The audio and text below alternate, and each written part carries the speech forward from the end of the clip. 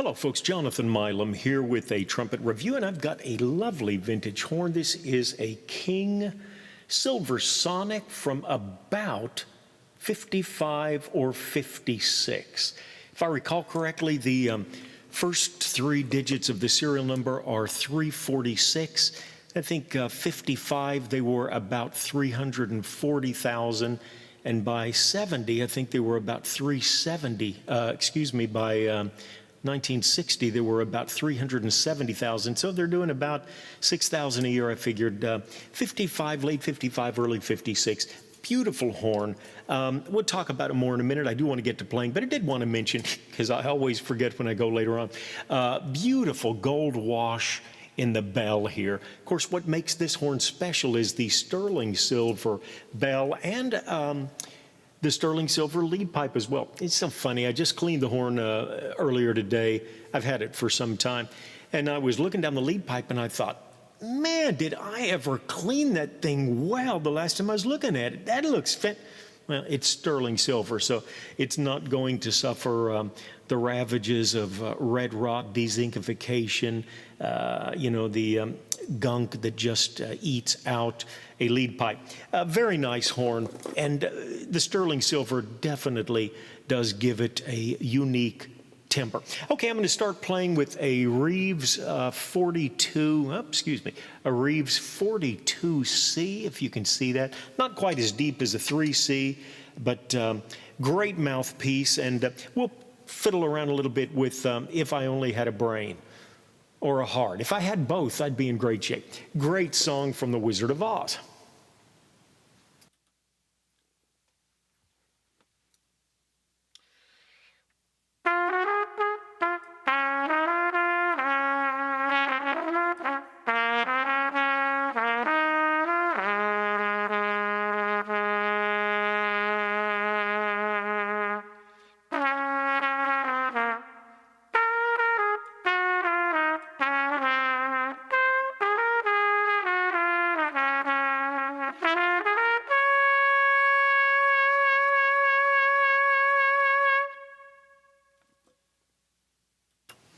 Isn't that a pretty sound?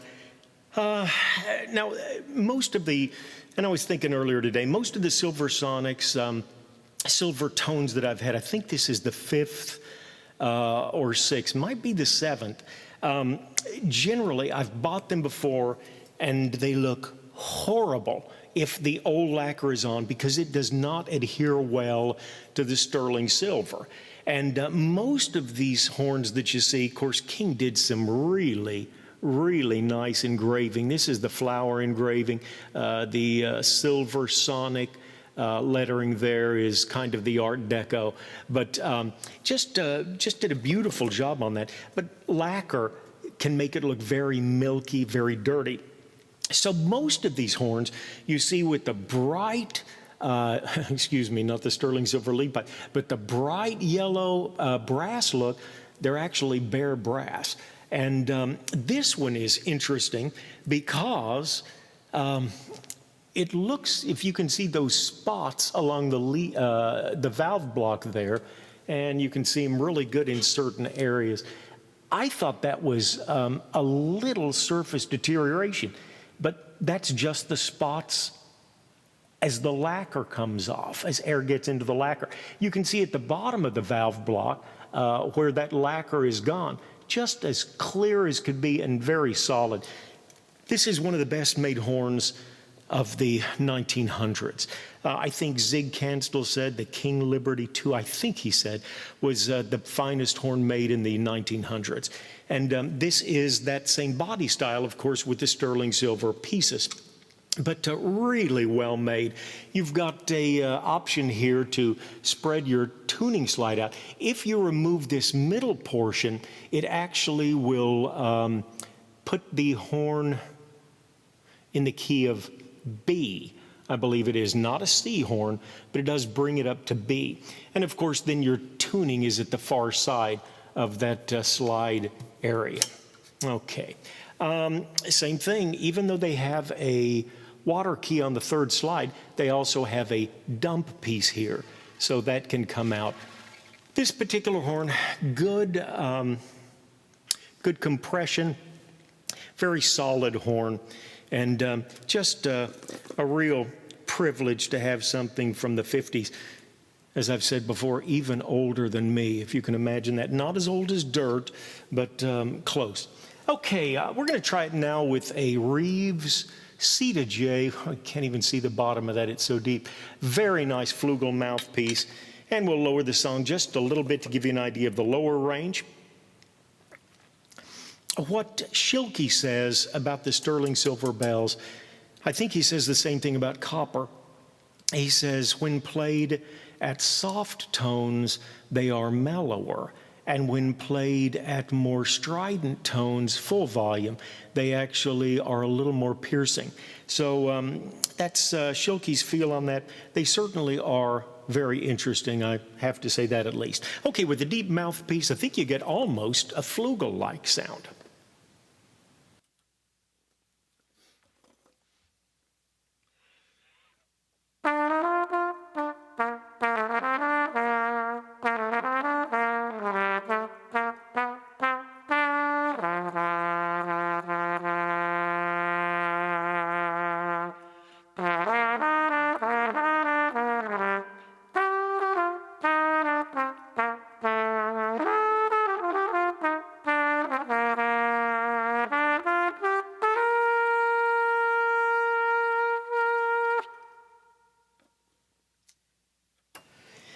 I'm very happy with my sound system. In fact, my next video could well be, what pieces I'm using for the sound that I'm getting and how I'm getting it. I do use a little reverb when I'm playing the trumpet.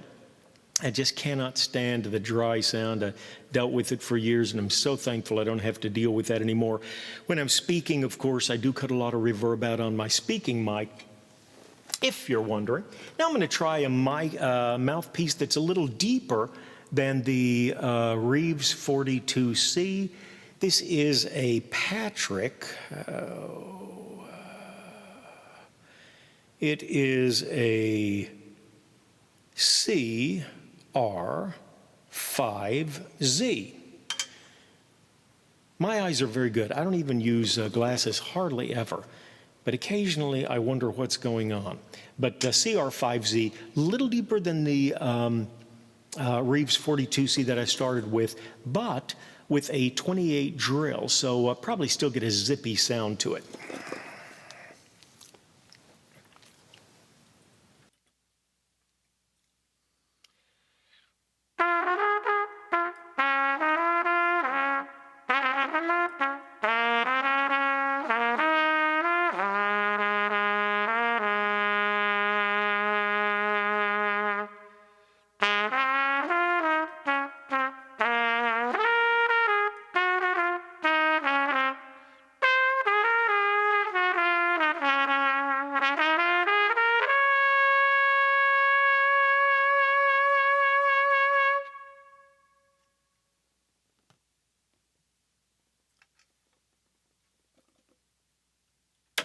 And we'll go straight to more of a commercial piece. This is the Patrick CR5ZM. So this is a medium.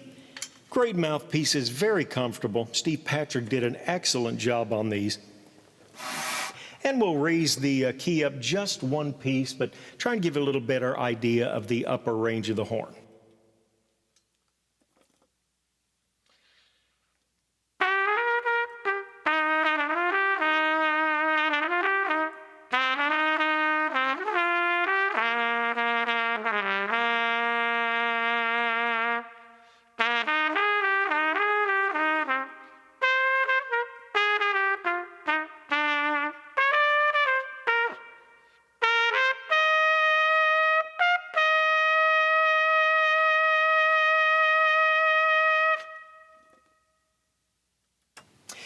Okay, again, this is the Silversonic. I've had several Silvertones, really do like them. The one thing that I like about the Silversonic that's better is, of course, if you can get a sterling lead pipe, then you don't have to worry about deterioration there. The other thing is, this has the first slide pull, which to my way of thinking, well, once you get used to a first slide pull, it's very hard for me to feel real comfortable without that. Very nice. The valves on this one are a bit slow. It needs new springs, and I have no King springs. And they do take a very, very big spring. Probably pick up a set of, King pieces. Such a fun horn to play. Don't know how my lip's going to react, but we'll try and give you a little idea about the upper register while we have this mouthpiece in.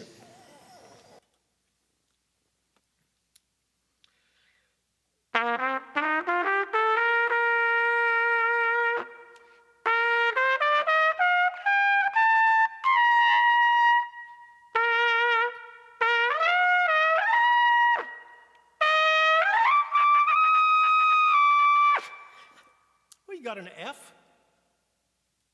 and an E at the same time. Can you beat that?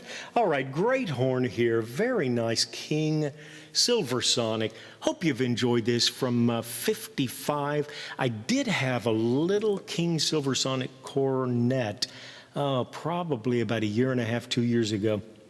Mint condition from about 66, and King was still putting out some very nice instruments at that point. As always, thanks for tuning in. Hope things are going well with you. Don't forget, hit the like button if you would. Have a great day, and we'll catch you next time.